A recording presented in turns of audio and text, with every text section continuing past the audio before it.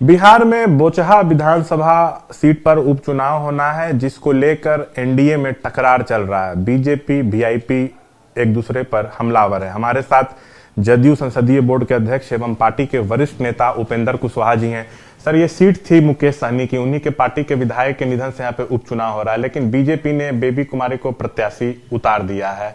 मुकेश सहनी नाराज हैं, कल नीतीश जी से भी मिले। देखिए, एक जो नॉर्म्स होता है कोई भी गठबंधन को चलाने का, उसमें एक सामान्य सा नियम है कि किसी भी पार्टी की सीट अगर खाली होती है विधानसभा लोकसभा में, तो स्वाभाविक रूप से गठबंधन में उसी पार्टी का कोई न कोई उम्मीदवार चुनाव लड़ता है। तो इस सामान्य नियम के तहत यह माना जा रहा था कि वीआईपी पार्टी के कैंडिडेट वहाँ थे, उनका डेथ हुआ तो उन्हीं की ओर से उम्मीदवारी वहाँ होगी। लेकिन इस नियम से अलग कुछ निर्णय भारतीय जनता पार्टी ने लिया है अपना उम्मीदवार खड़ा करने का।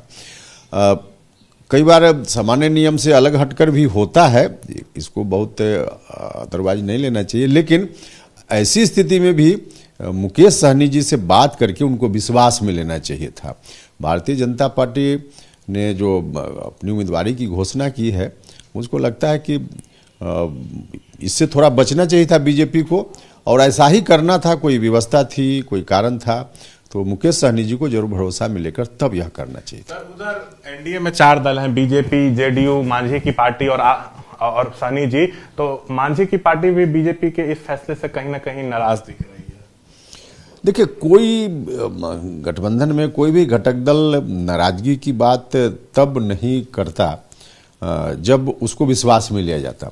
कई बार कुछ काम ऐसा इस तरह की व्यवस्था होती है कि करने की मजबूरी होती है, लेकिन उसके पीछे जो कारण है इससे अवगत अगर लोगों को नहीं कराइएगा तो स्वाभाविक रूप से लोग अलग अलग तरह से अर्थ लगाएंगे और उसी से फिर असंतोष भी फैलता है।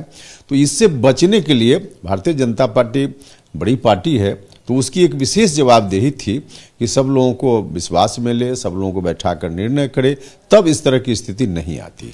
क्या है कि मुकेश सहनी जो है बीजेपी के मना करने के बाद वे यूपी में चुनाव लड़ने चले गए थे। मोदी योगी को हराने की बात कर रहे थे जनता से, इसलिए बीजेपी नाराज थी और बोचहा से उनका टिकट काट दिया। लेकिन उत्तर प्रदेश का इशू अलग था, बिहार का इशू अलग है। किसी भी दल विशेष का गठबंधन किसी एक राज्य में किसी पार्टी से होता है, दूसरे राज्य में नहीं होता है। आपने देखा वीआईपी पार्टी क्या, जनता दल यूनाइटेड का भी गठबंधन बिहार में है, केंद्र में है, लेकिन उत्तर प्रदेश में गठबंधन नहीं हुआ, तो अलग से हम लोग भी वहां चुनाव लड़े। तो इसमें कुछ भी ऐसा नहीं था कि उत्तर प्रदेश में चुनाव लड़ गए। उत्तर प्रदेश का मामला अलग था, बिहार का मामला अलग है। बिहार में सब लोग मिलकर सरकार चला रहे हैं, मुकेश सहनी जी मंत्री भी हैं, तो इस स्थिति में बिहार को अलग करके सोचना चाहिए। आखिरी सवाल, क्या जरूरत पड़ने पर, आप लोग एक बहुत इंपॉर्टेंट दल हैं, आप ही के पार्टी के चीफ मिनिस्टर हैं, तो क्या आप लोग मुकेश सहनी के लिए मध्यस्थता करेंगे? देखिए, इसमें यह मामला भारतीय जनता पार्टी और वीआईपी पार्टी के बीच का है। ठीक है कि गठबंधन में सभी दल के लोग हैं, लेकिन शुरुआत में ही जब गठबंधन इन लोगों के बीच हो रहा था, उस वक्त भी लोगों के बीच यही मैसेज था कि बीजेपी से उनकी बात हुई और बीजेपी ने अपने कोटा में उनको एकोमोडेट किया है पिछले विधानसभा चुनाव के समय। तो स्वाभाविक रूप से यह मामला उन दोनों के बीच का है, तो उन दोनों का ही रोल होता है। लेकिन हाँ, बिहार में क्योंकि जनता दल यूनाइटेड बड़ी पार्टी है और इस पार्टी के मुखिया नीतीश कुमार जी मुख्यमंत्री भी हैं, सरकार चला रहे हैं, तो स्वाभाविक रूप से यदि आवश्यकता पड़ी, अभी हम नहीं कह रहे हैं कि अभी कोई मध्यस्थता करने जैसी बात है, लेकिन कभी आवश्यकता पड़ी तो हो सकता है।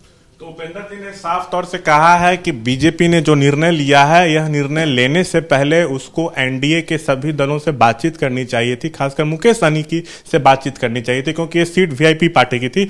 ये कह रहे हैं उपेंद्र कुशवाहा। साथ में उन्होंने ये भी कहा कि जरूरत हुई तो जदयू बातचीत सब दलों से एनडीए में बैठकर इस मुद्दे पर करेंगी। कैमरा पर्सन शैलेश के साथ शशांक कुमार, एबीपी न्यूज, पटना।